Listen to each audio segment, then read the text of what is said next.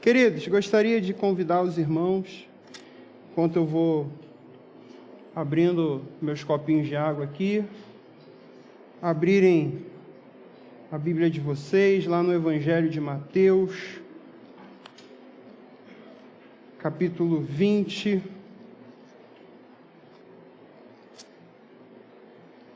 Mateus 20, nós vamos ler do versículo 1 até o versículo 15. Aqueles que forem abrindo suas Bíblias, se coloquem de pé, para que possamos fazer a leitura da palavra.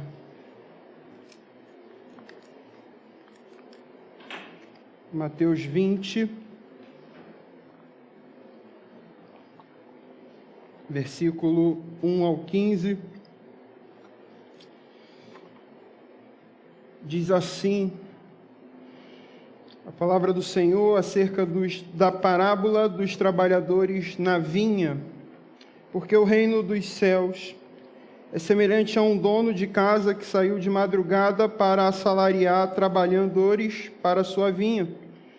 E tendo ajustado com os trabalhadores 1 denário por dia, mandou-os para a vinha. Saindo pela 3ª hora, viu na praça outros que estavam desocupados e disse-lhes: Ide vós também para a vinha, e vos darei o que for justo. Eles foram. Tendo saído outra vez, perto da hora 6ª e da 9ª, procedeu da mesma forma, e saindo por volta da hora 1ª, encontrou outros que estavam desocupados e perguntou-lhes: Por que estivestes aqui desocupados o dia todo? Responderam: Porque ninguém nos contratou. Então lhes disse ele: Ide também vós para a vinha. Ao cair da tarde, disse o senhor da vinha ao seu administrador: Chama os trabalhadores e paga-lhes o salário, começando pelos últimos, indo até os primeiros. Vindo os da hora 1ª, recebeu cada um deles 1 denário. Ao chegarem os primeiros, pensaram que receberiam mais, porém também estes receberam 1 denário cada um. Mas tendo recebido, murmuravam contra o dono da casa, dizendo: Estes últimos trabalharam apenas 1 hora, contudo os igualaste a nós, que suportamos a fadiga e o calor do dia. Mas o proprietário, respondendo, disse a um deles: Amigo, não te faço injustiça. Não combinaste comigo 1 denário? Toma o que é teu e vai-te, pois quero dar a este último tanto quanto a ti. Porventura não me é lícito fazer o que eu quero do que é meu? Ou são maus os teus olhos, porque eu sou bom? Vamos orar, queridos. Senhor, nós louvamos o teu nome nessa manhã. Ó Deus, nós te pedimos que o Senhor possa abrir os nossos corações, as nossas mentes, para que possamos compreender a tua mensagem, a tua palavra, Deus, e que o Senhor possa em tudo receber a glória e que nós possamos receber a tua graça em nome de Jesus. Amém.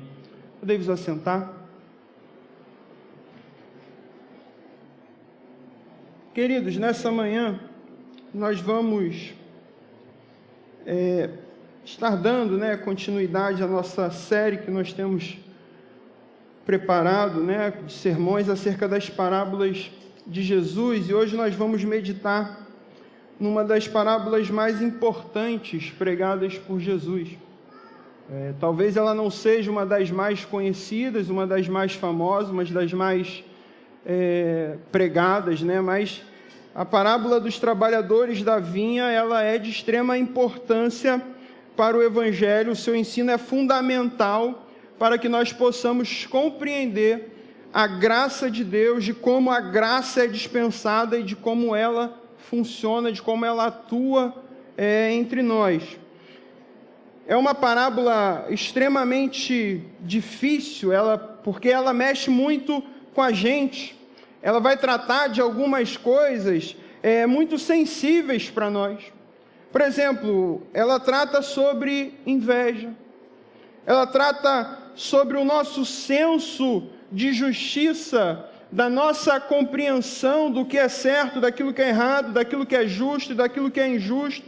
Ela mexe com o nosso olhar superestimado que nós temos de nós mesmos.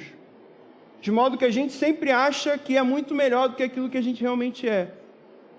A gente olha para a gente e às vezes se pensa assim, cara, eu sou muito bom. Olha como eu sou bom, não é?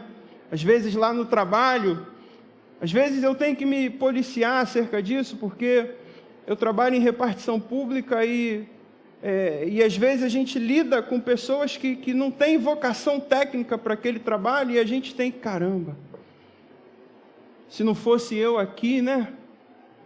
Se não fosse eu aqui, isso aqui não funcionava. A gente pensa isso às vezes lá, a gente olha para o nosso trabalho e a gente acha, como eu sou indispensável, insubstituível. Sem eu aqui, essa empresa não funciona, nada anda. Esse olhar superestimado que nós temos de nós mesmos, essa parábola vai mexer também, ela vai tratar um pouco disso. Afinal de contas, todos nós, em algum momento da vida, se ainda não aconteceu com você, vai acontecer, querido. Todos nós, em algum momento, nos questionamos, e muitas das vezes questionamos até Deus, nos dizendo, eu merecia algo melhor. Quem nunca teve esse tipo de pensamento, esse tipo de sensação, quando está no momento de adversidade, quando está no momento de dificuldade, e você olha para as circunstâncias, para aquilo que está em volta, e você pensa, poxa, eu merecia algo melhor. Mas merecia algo melhor sobre que aspecto? Sobre qual ponto de vista? Qual é o meu referencial para que eu possa dizer, afirmar que eu merecia algo melhor?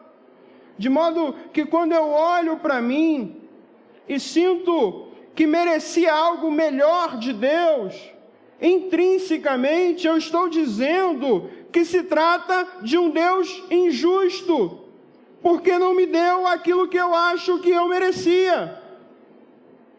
Mas a partir de qual senso de justiça? A partir de qual referencial de justiça? Qual é o referencial de justiça que nós temos? Ou então, olhamos para pessoas que, de acordo com a nossa compreensão de justiça, nós olhamos para ela e as vemos sendo tão abençoadas, sendo prosperadas por Deus, e nos perguntamos a Deus, será que isso é justo? Eu trabalho mais, eu faço melhor, eu sou muito melhor do que ele sempre muito abençoado, sempre muito próspero, e eu aqui na luta, na dificuldade, na aflição, na angústia. Ou então dizemos, eu cheguei há muito mais tempo, eu sirvo a Deus desde criancinha, desde pequenininho eu estou na igreja, há anos servindo ao Senhor e as coisas não dão certo para mim. E nós vemos pessoas ímpias vivendo na promiscuidade, na prostituição, e nós olhamos essas pessoas prosperando. E a nossa vida muitas das vezes não vai para frente. Parece que nada anda e nós temos a sensação de que isso não é justo. Quantos de nós não conhecemos alguém que em algum momento tenha se frustrado com a igreja, ou até mesmo com Deus, porque simplesmente não receberam aquilo que achavam lhe ser justo, lhe ser de direito? E é justamente sobre isso que trata essa parábola, sobre a graça de Deus, sobre como ela joga por terra toda a nossa compreensão de certo e errado, de justo e injusto. A graça de Deus revelada desconstrói todo o nosso senso humano de justiça. Pessoas que dedicaram suas vidas à religião, muitas das vezes se sentem ressentidas quando Deus estende a mão graciosamente a alguém que elas considerem dignas do favor de Deus. As pessoas, queridos, que acusam Deus de ser injustos, quando ele demonstra graça às pessoas que menos merecem, ou quando contestam, contrariam a doutrina da eleição, simplesmente não entenderam o princípio da graça de Deus. Mas a verdade, queridos, é que o nosso coração, ele não quer aquilo que é justo. Nós queremos ser recompensados por aquilo que achamos que merecemos, por aquilo que achamos que temos de bom. Mas, queridos, a primeira verdade que eu queria falar para vocês nessa manhã é que o céu não é uma recompensa por boas obras. E é isso que essa parábola vai mostrar para nós. E para nós entendermos o contexto dessa parábola, nós precisamos entender qual foi a motivação, o porquê Jesus contou essa parábola. Eu vou pedir para os irmãos voltarem uma página aí da Bíblia de vocês. Nós vamos ver no versículo 16 do capítulo 19, que Jesus apresenta essa parábola para os seus discípulos imediatamente após a conversa que ele teve com o jovem rico. Mateus 19, versículo 16. A história do jovem rico, queridos, ela é bastante conhecida. Todos nós já ouvimos em algum momento essa parábola. Alguns equivocadamente a usam para dizer que Jesus é contra a riqueza, que Jesus é contra o lucro, Jesus é contra o dinheiro. Não tem nada a ver. Jesus é contra você amar mais o seu dinheiro do que a Deus. O problema não é você ter dinheiro, o problema é que você torna o dinheiro o Deus da sua vida. Esse é o problema. E é uma parábola que apresenta para nós, ou melhor, uma história, a história do jovem rico, um homem de grande riqueza, um homem com muita influência. E esse homem procura Jesus e o pergunta: mestre, o que eu posso fazer para ser salvo? A Bíblia fala que a eternidade é um anseio do coração do homem. Todos nós temos um anseio por uma salvação, por uma redenção. E embora aquele homem tivesse tudo, tivesse dinheiro, influência, poder, ele não estava satisfeito. Então ele pergunta: Senhor, mestre, o que eu faço para ser salvo? Muito provavelmente ele esperava ser elogiado por Jesus, porque, afinal de contas, ele cumpria com excelência a lei. Ele era um exemplo de retidão, uma vida de retidão perfeita. Ele era um exemplo de cumprimento da obrigação espiritual que a lei exigia. Não havia nada que pudessem se falar daquele homem. Suas obras eram perfeitas. Mas Jesus então responde, Jesus fala: olha, vende todas as suas coisas, vende tudo o que tem, pega tudo o que você tem, vende e doa aos pobres e segue-me. Um sacrifício que aquele jovem não estava disposto a fazer. E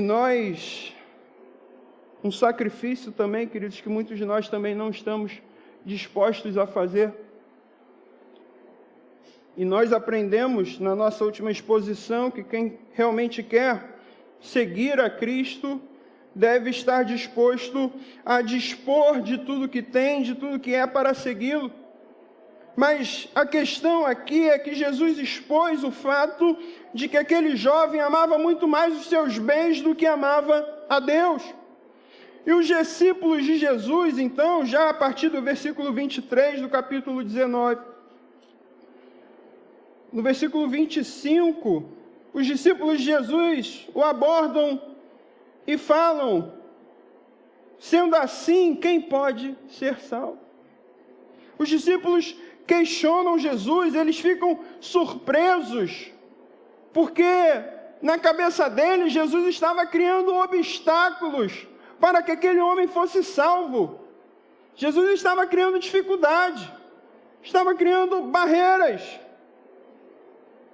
estavam botando obstáculos no caminho daquele jovem, um jovem que era um exemplo, que era um cumpridor da lei, um exemplo de ética, de moral.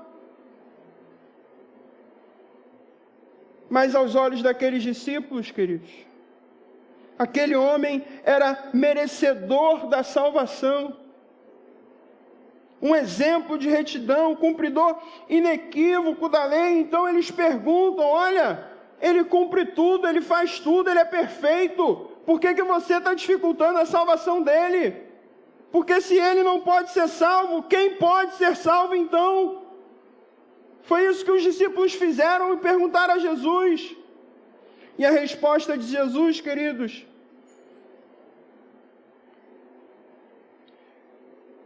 ressalta o fato de que a nossa salvação, ela não é fruto do nosso esforço próprio. Ela não é fruto da nossa obra, da nossa ação, mas sim da obra de Deus.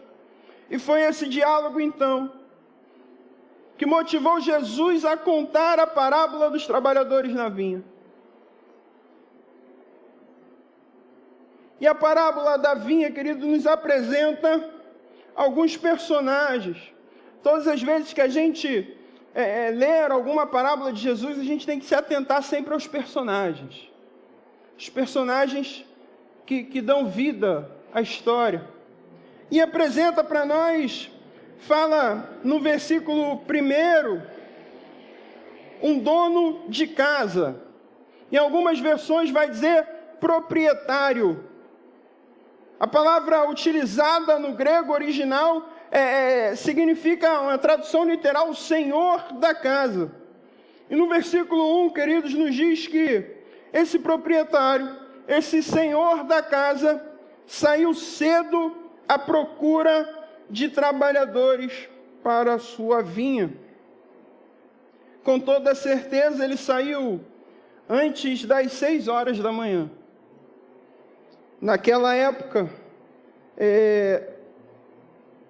a jornada de trabalho, né, que era quando começava o dia de trabalho, a gente tinha uma jornada ali de 12 horas de trabalho, 12 horas úteis, né, e as horas naquele tempo eram contadas de 6 da manhã às 6 da tarde, como horas de jornada de trabalho. Então, no versículo 1, quando ele fala que o proprietário saiu cedo, ele saiu muito provavelmente antes das 6 para buscar trabalhadores para começarem uma jornada de trabalho às 6 horas da manhã.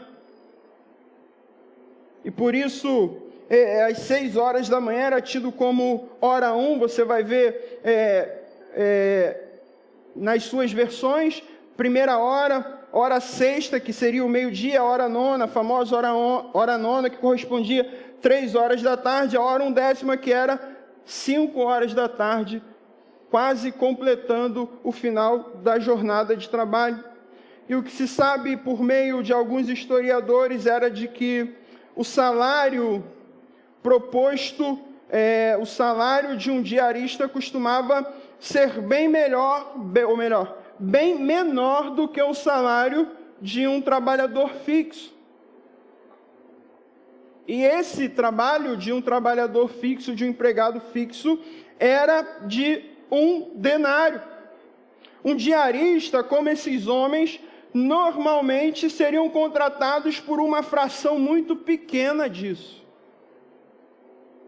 E o proprietário, na parábola narrada, no versículo 2, mostra que esse proprietário foi extremamente generoso ao oferecer àqueles homens 1 denário por dia de trabalho. Era um salário extremamente acima da média, muito mais do que eles estavam acostumados a receber, muito mais do que eles receberiam em qualquer outro lugar. E obviamente aqueles homens prontamente aceitaram aquele trabalho. Era muito dinheiro. Certa vez eu estava conversando sobre jogadores de futebol lá no meu trabalho, né? E a gente observa qual é a motivação que leva o cara a sair do Brasil. Um jogador que está num time bom, que ganha títulos, jogador do Flamengo, né? Normalmente, ganha títulos, está sempre ali campeão, com salários em dia, né? Não falta água não atrasa pagamento, mas o que leva um jogador como esse a ir para um país do Oriente Médio? Profissionalmente deve ser horrível para ele. Não tem exposição, não tem a fama que tem aqui, não tem 80 mil pessoas no estádio, né? Que saudade do Maracanã. 80 mil pessoas no estádio gritando o nome dele. Vai ter uma meia dúzia, mas o que leva a motivação dele é financeira. O cara não pensa muito, ele simplesmente ele vai para a China. Então a gente vê que certamente aqueles homens, quando eles veem essa proposta de 1 denário, eles não se importam com que trabalho vão fazer, eles não se importam o quão difícil vai ser, aonde vai ser, em qual lugar vai ser, como vai ser, não. Eles pensam na recompensa, porque eles sabem que independentemente do que for, a recompensa vale a pena. Eles sabem que independentemente das circunstâncias, a recompensa vale a pena, porque era muito mais do que eles jamais receberiam por um dia de trabalho. E é isso que a parábola mostra. Mas conta a história, queridos, que aquele senhor, o senhor da casa, o proprietário, na 3ª hora, por volta das 9 horas da manhã, ele volta àquela feira em busca de mais trabalhadores para a sua vinha. Muito provavelmente, era possível que ele nem precisasse tanto daqueles trabalhadores, porque talvez às 6 da manhã ele já teria conseguido todos que fossem suficientes. Mas talvez o que tenha movido esse senhor tenha sido a compaixão de olhar para aquele lugar, para aquelas pessoas, e enxergar muitos ali ainda à toa, sem ter o que fazer, não porque não quisessem trabalhar, não eram preguiçosos, não, queridos, mas sim porque ninguém os havia contratado. E no versículo 5, Jesus fala que esse proprietário continuou voltando àquela feira por volta do meio-dia, na hora 6, depois na hora 9, às 3 horas da tarde, reunindo todos para trabalhar na sua vinha. E não parou por aí, queridos. O dia de trabalho já estava quase acabando, chegando aí no versículo 9. Por volta das 5 horas da tarde, aquele proprietário, aquele senhor, volta à feira. Naquele momento, restava ali apenas 1 hora de trabalho, e mesmo assim ele ainda encontrou trabalhadores à toa. Homens persistentes que estavam ali esperando o dia todo por uma oportunidade de trabalhar para levar o sustento para a sua casa. Certamente, queridos, se tratavam de homens já mais velhos, homens mais fracos, menos qualificados para o trabalho pesado que era o trabalho na vinha. E chegando no final daquele dia, aquele senhor, então, ele, muito honrado, um homem de palavra, falou com o seu administrador, no versículo 8, falou com o seu administrador para que ele chamasse aqueles homens e pagasse o salário de cada um deles. Chama a atenção um detalhe, queridos. O detalhe de que ele mandou pagar primeiro o último e depois os primeiros. Normalmente faríamos o contrário. Pagaríamos quem chegou primeiro, quem trabalhou mais, mas aquele homem não. Aquele homem faz questão. E é importante esse detalhe de que ele mandou pagar na ordem inversa. E esse detalhe faz toda a diferença, porque é o detalhe que é a chave dessa parábola. Os primeiros homens daquela fila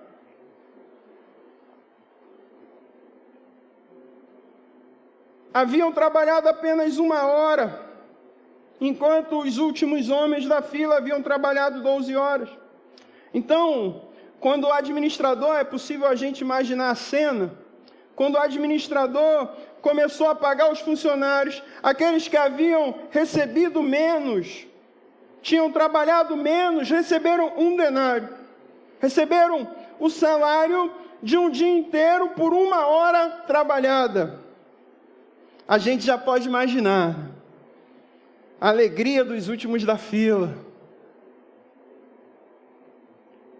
Talvez já felizes, eufóricos, sorrindo, já comentando uns com os outros, né? Pensando, esses caras trabalharam 1 hora, ganharam 1 denário, a gente trabalhou 12.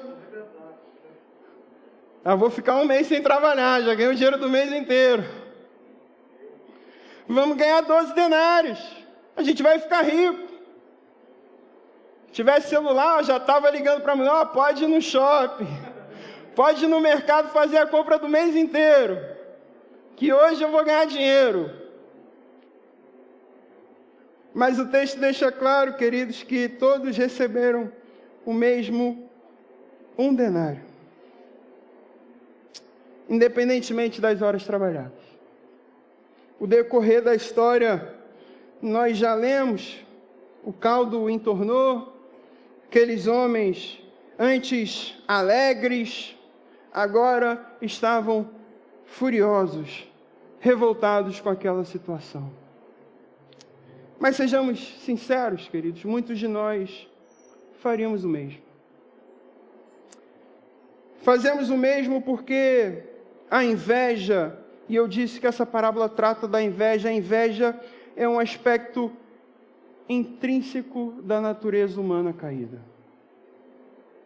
A grande maioria de nós teríamos algum tipo de ressentimento, mas o fato, queridos, é que o valor de 1 denário foi o que havia sido combinado desde o início, e que certamente eles aceitaram com alegria, começaram a trabalhar animados com a generosidade do patrão.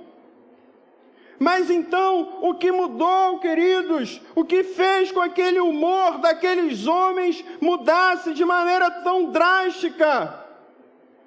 O que mudou, queridos, é que de acordo com a compreensão, o senso de justiça que aqueles homens tinham, eles não conseguiam compreender como uma pessoa menos merecedora aos seus olhos estivesse recebendo a mesma quantidade, o mesmo tratamento que eles estavam recebendo.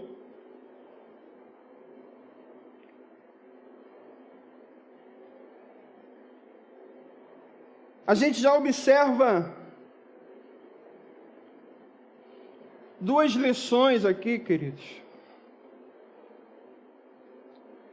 Quando eu falei sobre os jogadores de futebol que vão para o futebol árabe, futebol chinês, em busca de dinheiro, talvez vocês não tenham entendido a referência, mas a analogia é exatamente a forma como Deus age conosco.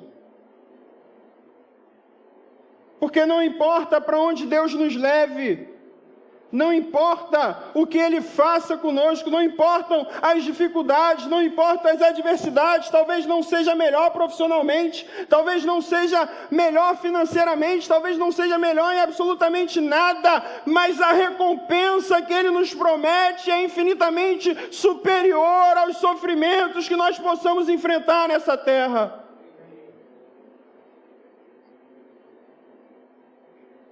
E outra lição, queridos, é que embora aqueles homens estivessem ressentidos por ver outros que trabalharam menos receberem mais, aquilo que foi acordado com o Senhor é que eles receberiam o salário de 1 denário. E embora os nossos corações fiquem ressentidos, ao vermos que outras pessoas talvez recebam mais de Deus, aquilo que Ele acertou conosco, aquilo que Ele nos prometeu é a eternidade. Essa é a recompensa. Voltando para aqueles homens, eles se sentiram injustiçados. Eles acreditavam que mereciam algo melhor. A verdade, queridos, é que eles não suportavam a ideia de que alguém menos merecedor, que trabalhou menos, recebesse a mesma gratificação do que eles. O problema não é que eles receberam pouco. O problema é que os outros receberam muito. Eles estavam muito mais preocupados com os que os outros receberam, olhando para aquilo que os outros têm, para aquilo que os outros conquistaram. E de repente, aquele sentimento que no início do dia talvez fosse de admiração, de gratidão com a generosidade daquele proprietário, deu lugar à amargura, ao ressentimento. Quantos de nós, queridos, não temos um ressentimento amargurado diante de Deus? Porque por acharmos que merecíamos algo melhor, por acharmos que fomos injustiçados, ou porque temos inveja do que os nossos irmãos têm recebido. A lição dessa parábola, queridos, ela é bem simples. É uma imagem precisa da soberania, da graça de Deus. Todos nós, queridos, sem exceções, todos nós somos pecadores, todos nós somos indignos, mas a graça de Deus é inesgotável. E todos nós recebemos uma parte infinita e eterna da sua misericórdia, mesmo sem merecermos. Essa mensagem, queridos, ela é bem simples. Eu falei, se atentem aos personagens. Vamos identificar agora os personagens e talvez agora a mensagem faça mais sentido na sua cabeça. Em primeiro lugar, queridos, o proprietário. O proprietário é o próprio Deus, o Senhor de todas as coisas, o dono de todas as coisas. A vinha, queridos, é o reino, a esfera de domínio de Deus. E os trabalhadores, quem são? Somos nós, aqueles que foram buscados, alcançados e feitos servos do Rei. O dia de trabalho, queridos, é a nossa vida. Toda nossa vida é uma vida de trabalho para o Senhor, para o Rei, para o dono da vinha. A noite, queridos, é a eternidade. O fim da nossa vida, o fim do nosso dia de trabalho, com o fim da nossa vida, vem a noite. E o administrador, queridos, aquele que paga, sem dúvidas, é Cristo, aquele que pagou o nosso preço. Aquele a quem foi confiado todo juízo. E o denário, queridos, o denário é a vida eterna. Percebam, queridos, o salário não era algo que aqueles trabalhadores mereceram. O valor era muito maior do que o seu trabalho. Representa uma dádiva preciosa, um presente abundante, que excedia qualquer recompensa que aquele diarista poderia receber, poderia merecer. E a mensagem de Cristo, queridos, é o fato de que se você é um cristão verdadeiro, você receberá os benefícios plenos da graça de Deus. Assim como todos aqueles outros, se fomos chamados por Cristo, por Ele recebemos uma dádiva preciosa, um presente abundante que nenhum de nós mereceríamos.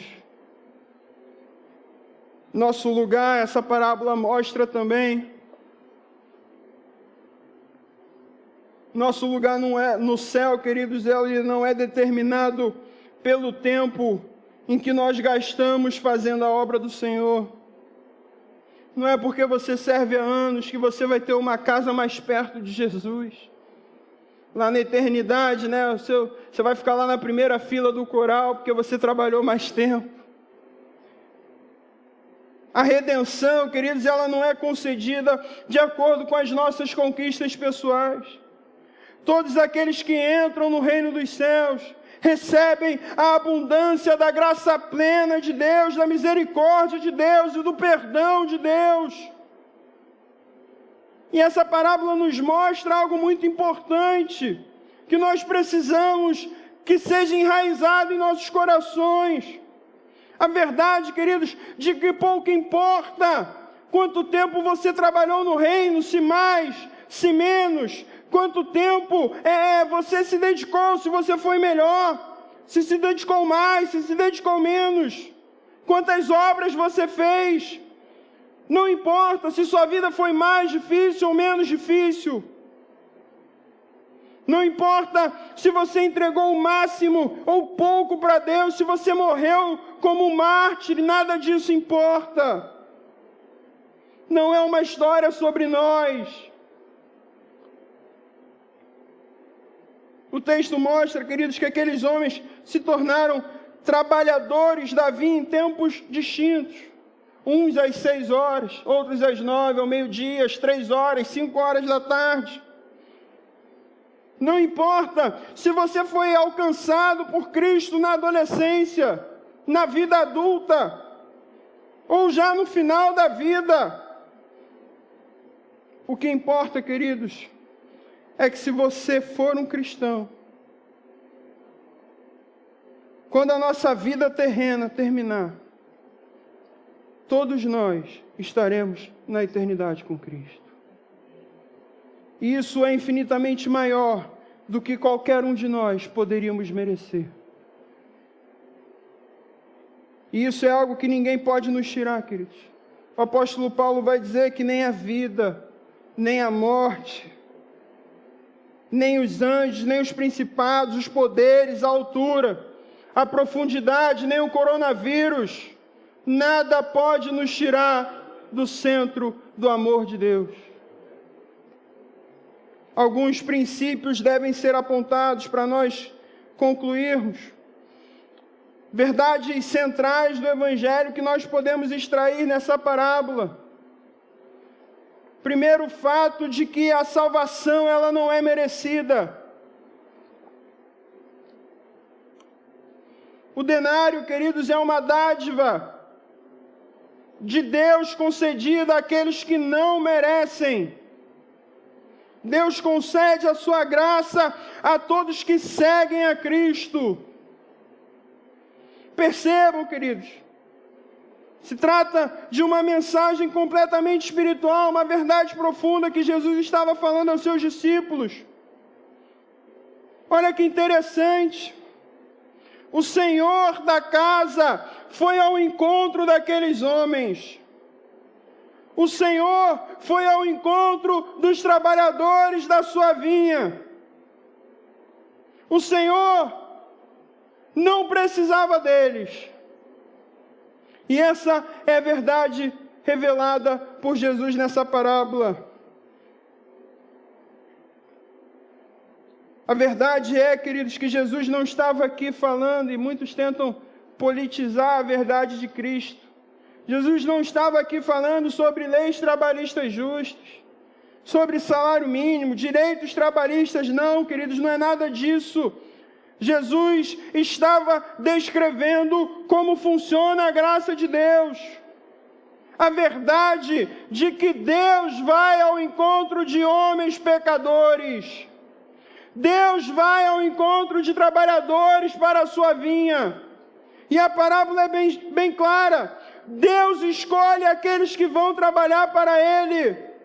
Deus vai até o encontro deles e os chama. Ele tem compaixão da nossa miséria. Ele vem ao nosso encontro. Ele nos escolhe. Ele nos chama para sermos servos dEle e nos recompensa com a vida eterna.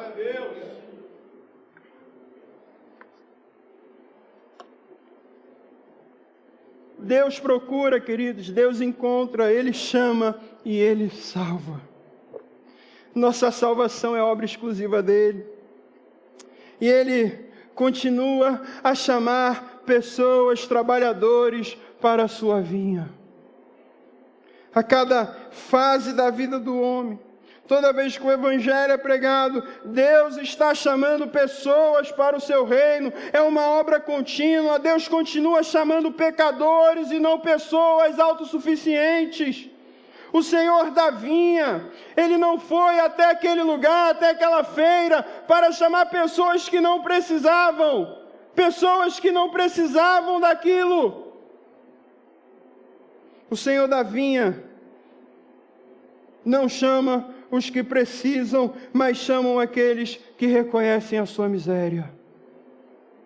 E Ele nos chama para nos dar mais do que aquilo que merecemos.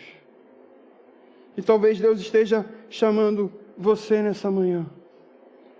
Talvez Deus esteja chamando você a ser um participante do reino nessa manhã, a ser feito servo, trabalhador da vinha do Senhor nessa manhã, queridos. O principal dessa história, queridos, é que não é uma história sobre os trabalhadores da vinha, queridos, mas é uma história sobre o Senhor da vinha. Não é uma história sobre aqueles homens que foram alcançados, mas é uma história sobre um Senhor generoso que dá a sua graça para aqueles que o servem. Um Senhor que concede aos seus servos muito mais do que aquilo que merecem. Que o Senhor nos abençoe nessa manhã. Vamos orar mais uma vez. Deus, nós louvamos o Teu nome. Te agradecemos, ó Deus, por essa mensagem. Te pedimos, Senhor, que o Senhor desconstrua o nosso senso de justiça, ó Deus, para que nós possamos descansar na soberana graça do Senhor. Que nós possamos aprender, ó Pai, e viver, ó Pai, descansados, certos de que aquilo que o Senhor nos prometeu, a nossa vida eterna, isso ninguém tira. Independentemente das circunstâncias, independentemente do tempo, das adversidades, aquilo que o Senhor nos deu, ninguém rouba de nós. Em nome de Jesus. Amém.